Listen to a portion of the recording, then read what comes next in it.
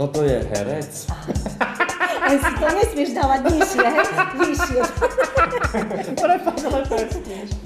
Tak si zober, že jedna postava, druhá postava a ty hráš raz toho, raz toho. A niekedy, ja ani niekedy neviem, ktorý ja som.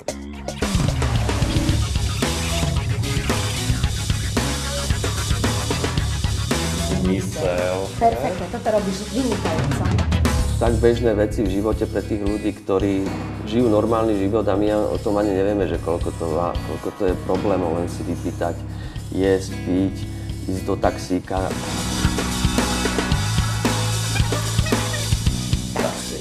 Mladí nepočujúci ukazujú taxi. To je akože slangové, hej, to je ako coolové. Hej, to už tí mladí vymysleli. Nehovorím, že to je koniec života. V žiadnom prípade. Ja viem, že ľudia, dokonca aj ľudia, ktorí nemajú zrak, proste, ktorí nemajú sluch a tak ďalej, dokážu žiť plnohodnotný život v rámci tých svojich samozrejme limitov a možností. Dokonca sú šťastní. Áno, prosím vás o pomoc. Keby bol problém.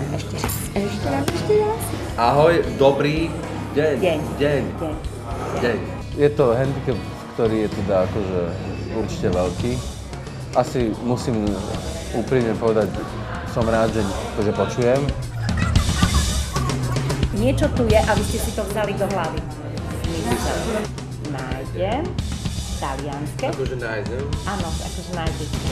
Zhybe mi zmysel. Okradli ma. Komu to mám nahlásiť? Kde je polícia? Kde? Tie oči, výraz tváre. Chcem pomôcť v tejto myšlienke.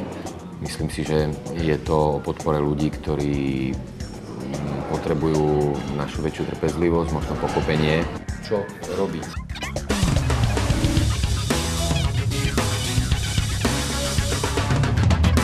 Je také sympatické, keď zdraví ľudia preniknú aj do sveta ľudí, ktorí majú isté komplikácie a snažia sa porozumieť ich svetu.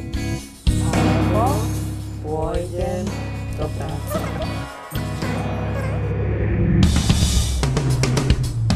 Príde mi fér, že možno je dobre sa naučiť aspoň trochu niečo, možno nejaké základné veci rozprávať, navyše je to veľmi zábavné.